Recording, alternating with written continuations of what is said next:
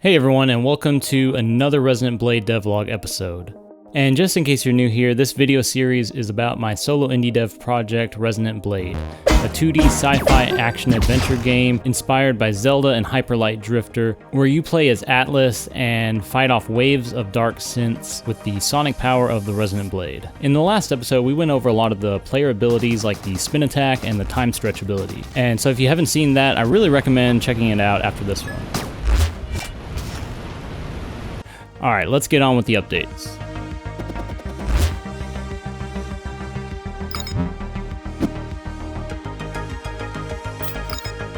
In this episode, I'm going to be introducing some new enemies, finally. I don't know about you, but I'm getting sick of seeing and fighting the same old enemies over and over again. Okay, so to start things off, we have this Alright, to start things off, we have a Jellyfish Mech enemy. This enemy is first encountered in the Underwater Research Lab dungeon. The default state for this enemy is to just wander around aimlessly, like most enemies. When you get close to it and aggro it, it'll start moving towards you and charge up an electrical attack. After charging up, the jellyfish will release lots of electrical shock bombs that move in random directions that explode and stun Atlas. It's best to try to steer clear of the shock bombs. However, hitting one of these shock bombs with a matching resonance will discharge it and absorb it into the resonant blade. Hitting it with the wrong resonance will cause it to explode, stunning you for a couple of seconds. After the jellyfish releases the shock bombs, it will be vulnerable for a few seconds. This is your opportunity to dash through the shock bombs and attack the jellyfish while it's vulnerable.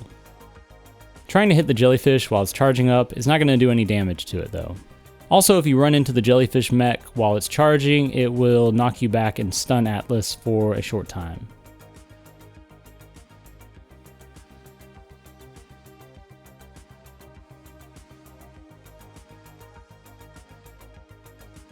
Moving on to the next enemy, the Slime.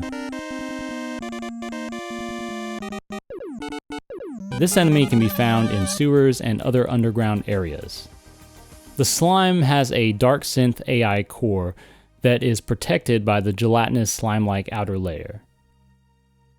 It will shoot out slime balls that explode on the ground, leaving behind a slimy residue on the floor for a few seconds. Running into the slime projectile, or slime residue will disable Atlas's scanner for a few seconds. During this period, Atlas will not be able to see or hear resonant frequencies. Essentially, you'll be fighting blind if you run into this stuff. The slime's AI core will be exposed for a short duration after firing off a slime projectile. A few basic attacks will make quick work of the slime though. While the slime itself isn't really a difficult enemy, in combination with other enemies, it can make an easy fight a lot more difficult if you're not careful.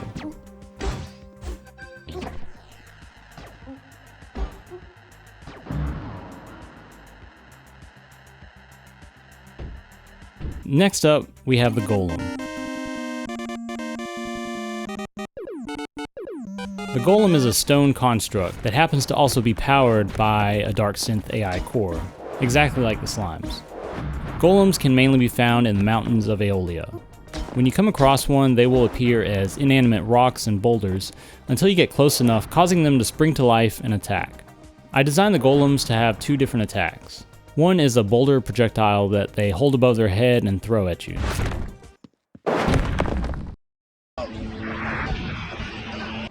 Getting hit by these will deal some decent damage and knock you to the ground. The second attack is a jump attack. This deals even more damage and also knocks you down. If you're close enough to the Golem when it lands, it will still knock you down but not damage you. The only way to avoid this is to dash right as the Golem lands. Golems have a lot of health, so be prepared for slightly longer fights with these guys. After defeating a Golem, it will collapse into a pile of resonant stones that can be used to charge up the resonant blade. This is actually why I ended up making the Golem enemy in the first place. I had already created the resonant stone objects and just worked backwards from there. I think this feature will make some of the puzzle solving more interesting because you'll be required to defeat a Golem to use its resonant frequency to unlock a door or progress into the next area.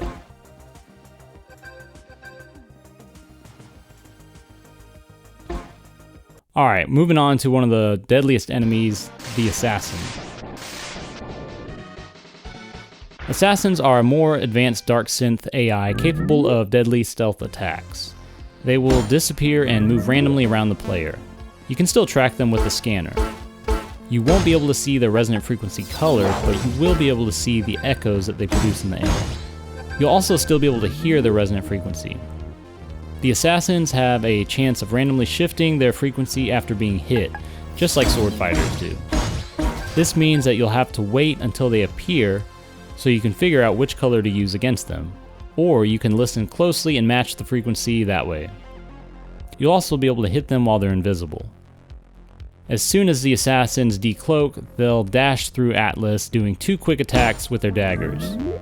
This deals a ton of damage, so you'll have to be careful and dispatch these enemies quickly. I added in an audio cue right before the assassin decloaks to let the player know that they're about to be hit, and also from which side the attack is coming from.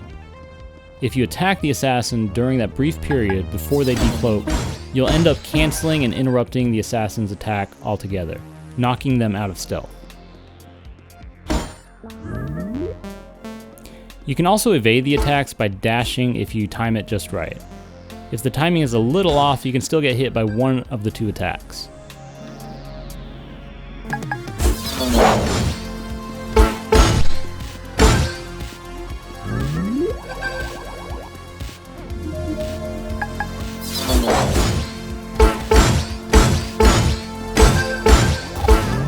And the last update I have for you guys today is just some sound effects that I tweaked. I updated the default impact sound effect for when Atlas hits an enemy. There's a separate one for incorrect or dissonant hits too.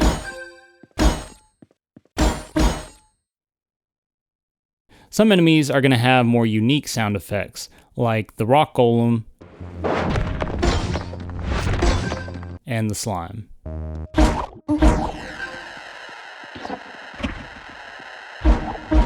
Alright, that's it for this episode. Don't forget to consider subscribing if you want to see more devlogs, and if you enjoyed the video, give it a like to help with the YouTube algorithm. In the next video, I'll be going over a few more enemies and maybe some new player abilities. As always, thanks for watching everyone, and I'll see you next time.